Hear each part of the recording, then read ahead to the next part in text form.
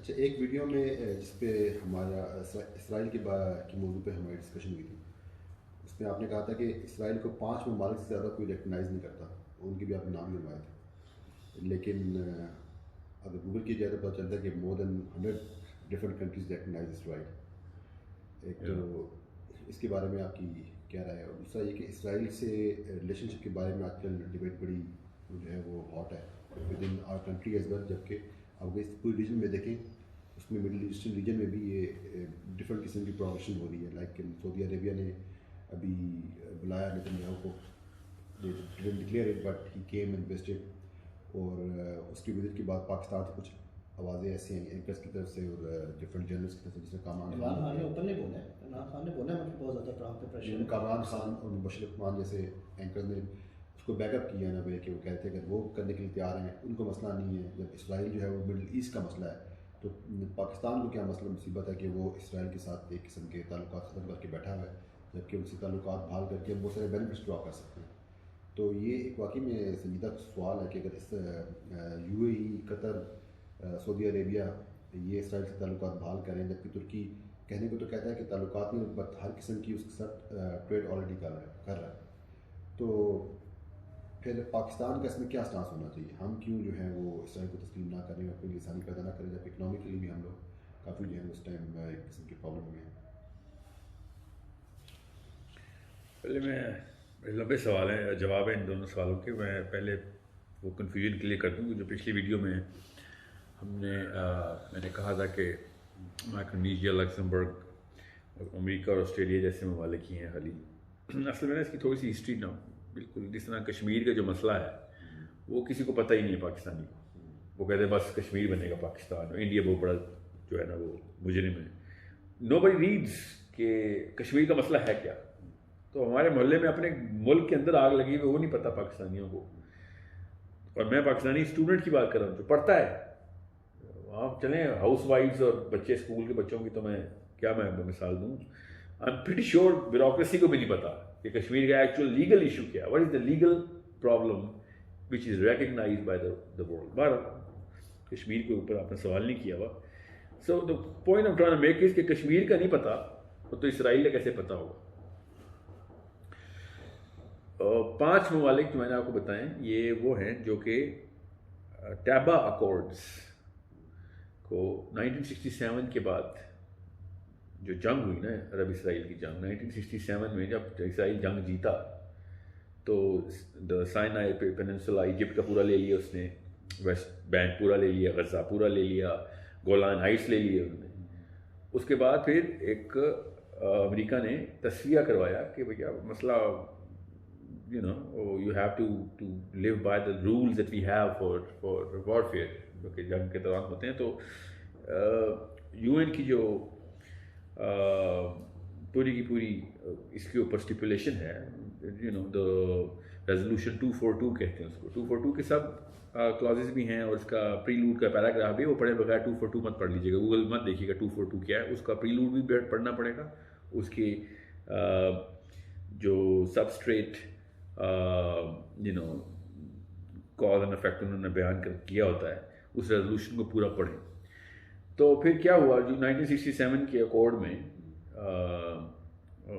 उन्होंने ये फैसला किया, पूरी दुनिया ने फैसला किया, यूएन ने फैसला किया कि वेस्टर्न बैंक को वापस करें और गोलान हाइट्स वापस करें और साइनाई पेनिनसुला वापस करें। ये अनवर सदात को क्यों गोली मारी, बम से मारा था अफगान ने, ये इसी केस के ऊपर मारा था, because at that time Egypt have to give a little bit more of a token towards Israel, और Israel actually had to repay it because basically बात पॉलिटिकल हो गई थी।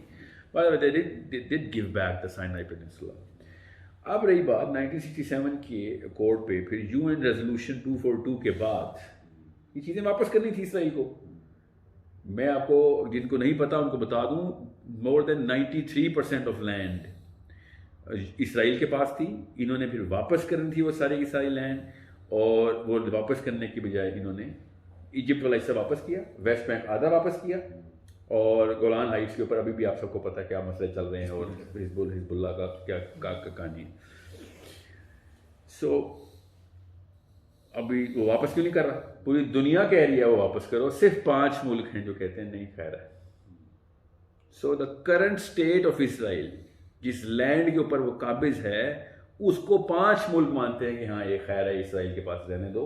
बाकी पूरी दुनिया कहती है वो वही वाला इसराइल करो वापस जो कि 1967 प्री 1967 बॉर्डर्स वापस लेके आए। एक दफ़ा गूगल पे नक्शा देखें प्री 1967 इसराइल का, तो आपको पता चलेगा मोर देन 80% ऑफ फ़लस्तीन जो है वो वापस आ जाता है हमारे पास। ये है उसका कॉन्टेक्स्ट जो वीडियो मैंने कहा कि सिर्फ 5 मुल्क हैं जो कि कहते हैं कि इसराइल को एक्सेप्ट जो भी है एज इज एक्सेप्ट करते हैं। अब मैं तो इसराइल को वैसे ही नहीं एक्सेप्ट करता ना, इसराइल को किसी भी मौके पे एक चप्पा भी देने के लिए मैं तैयार नहीं हूँ। मैं यहूदियों के वहाँ रहने के खिलाफ नहीं हूँ, मगर मैं जेरूसलम में रहने के खिलाफ हूँ बाय द वे, मगर इसराइल के अंदर उस इलाके में इसराइल का नाम और झंडा किसी भी लेवल के ऊपर लहराया जा नहीं सकता। बिकॉज इससे भी पीछे जाऊंगा तो वीडियो आधे घंटे से 2.5 घंटे की हो जाएगी कि first world war, second world war, Theodor Herzl जिसने कभी इसराइल में कदम नहीं रखा, ठीक है, जो इनका बाबाए कौम है, उसने कदम नहीं रखा।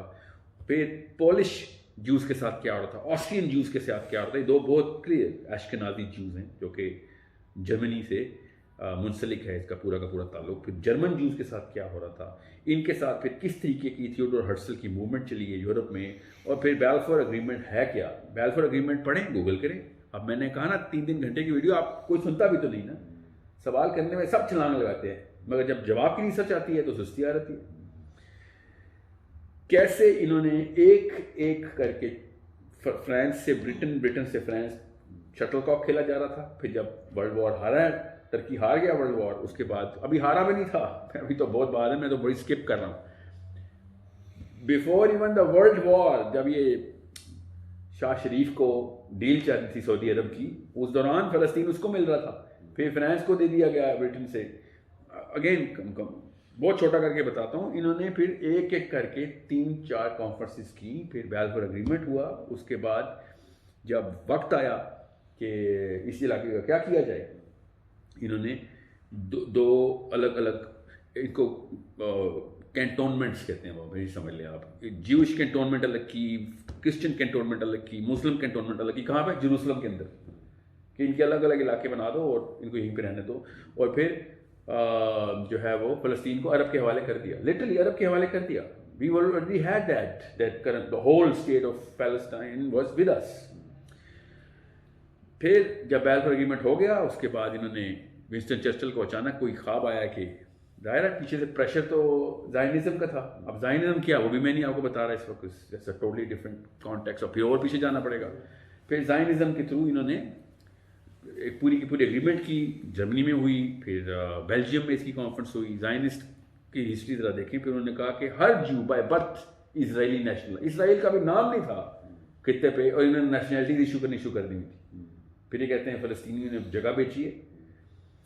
फिर वापस आते हैं, जल्दी से मैं आप फास्ट फॉरवर्ड करता हूँ मूवी को। विंस्टन चर्चिल ने फिर लकीर खुद खींची कि ये वाला इलाका जो है ना, ये इन लोगों को सेटलमेंट के लिए दो बैलफोर एग्रीमेंट के अंदर।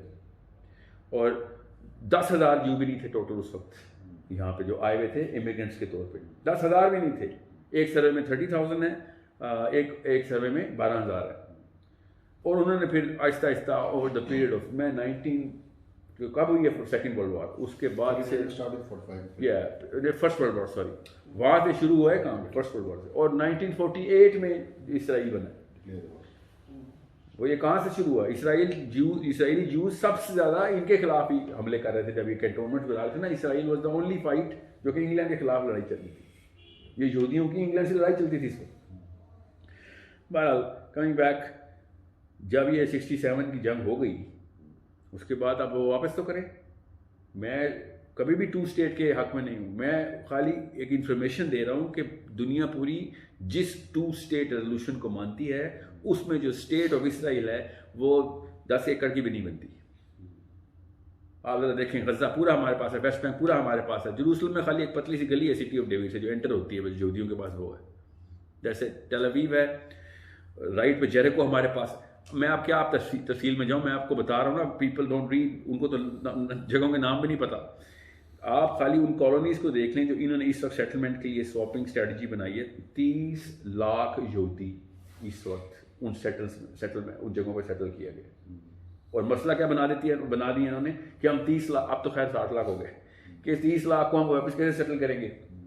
There's a lot of people to swap. So what they did was they said okay, land swap पे चलते हैं। लैंड स्वैप पे चलने के बाद रेजोल्यूशन पास हुई, फिर रिपीट हो गई। मैं आपको कैसे बताऊं कि किस किस जगह के ऊपर सामने आम बंदे को भी देखते हुए पता चल जाता है कि नीयत में भी फतूर, अमाल में भी फतूर और बातों में भी फतूर। वो तो छुपाते में नहीं है ना। बेंजामिन नेतन्याहू की स्पीचेस उठा के देखें, जीरो से लेके एंड तक। अब मेरी बात ना माने, आप खाली ओबामा के दौर में ही बेंजामिन नेतन्याहू के ताल्लुकात ओबामा के साथ देखें, क्योंकि Obama was the first American president who said कि we are going to live by the UN resolution 242। गालियां चल रही थी, लिटरली गालियां चल रही थी। बेंजामिन नेतन्याहू ने खुद प्राइवेट टूर अरेंज किया और जाके मिट रॉमनी के साथ उसके ओबामा से मिलने के बजाय पहले उसके अपोजिशन लीडर से मिला है, और फिर जो गूगल कीजिएगा ओबामा की बेंजामिन नेतन्याहू के साथ जो मुलाकात हुई है व्हाइट हाउस में, आप देखें जरा, ओबामा की हवाइयां उड़ी हुई उस वक्त, क्योंकि जिस एटीट्यूड से वो बैठ के और जिस टोन में वो बात कर रहा है और डायरेक्टली ओबामा के बारे में जो बात कर रहा है कि इसको पता ही क्या है जो हमारे बारे में बात कर रहा है। बेंजामिन नेतन्याहू ओबामा का मजाक उड़ाते हुए व्हाइट हाउस में कह रहा है कि this ignorant man doesn't even understand.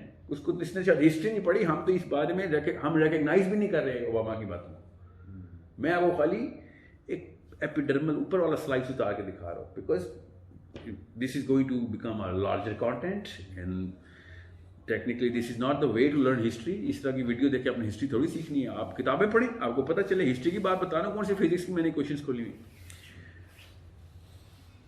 फिर एज अ रिएक्शन फलस्तीनियों ने हमास को वोट डाला है, वरना यासिर अरफात जैसा एक टट्टू घूम रहा था हमारे पास भी, उन्हीं का, जो कभी इधर कर देता था बात, कभी उधर बात कर देता था।